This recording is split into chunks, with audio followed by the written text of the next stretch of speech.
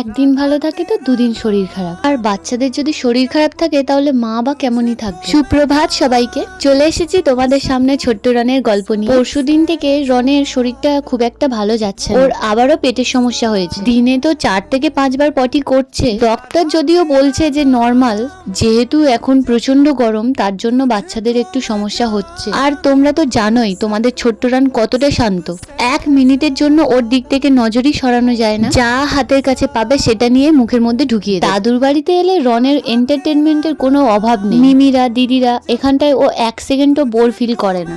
ওর দাদু ওর জন্য বাইকটা বের করতেই পারে। বাইকের আওয়াজ পেলেই ও যেখানে থাকুক না কেন ছুটে বাইরের দিকে আসার চেষ্টা করে। ওকে বাইকে না বসিয়ে আমার বাবা তো বাড়ি থেকে বেরোতেই পারে না। সেই দিন তোমাদেরকে দেখাচ্ছিলাম না, এখানে একটা গাছ রয়েছে, এখানে লিচু গাছ রয়েছে, জামরুল গাছ রয়েছে। এখানে বাচ্চাদের ভিড় কখনোই কমে না। আর তোমাদের ছোট্ট রন দেখো এদের সাথে সামিল দিয়েছে। ও শুধু গাছের দিকে হাত বাড়িয়ে বাড়িয়ে দেখাচ্ছে।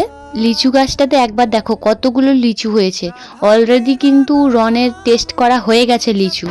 আর এই দিকে রয়েছে জামরুল গাছ।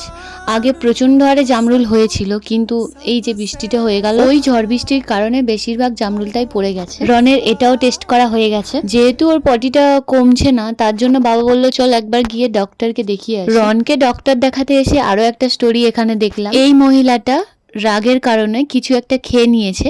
শ্বশুরবাড়িতে কিছু একটা ঝামেলা হচ্ছিল তার কারণে। আমি শুধু এইসব মানুষদেরকে একটাই কথা বলতে চাই, জীবন একটাই, তাই রাগের বশে হোক যেভাবেই হোক ভুল ডিসিশন কখনোই নিও না। আমাদের প্রেমানন্দ মহারাজজি একটাই কথা বলেন, জীবনে সুখ দুঃখ আসে যায়। আজ তুমি দুঃখে আছো, কষ্টে আছো, কষ্টের সময় কষ্টটাকে দাঁতে দাঁত চেপে সহ্য করে নাও। কষ্টটাকে সহ্য করতে পারলেই তুমি সুখের মুখ দেখবে।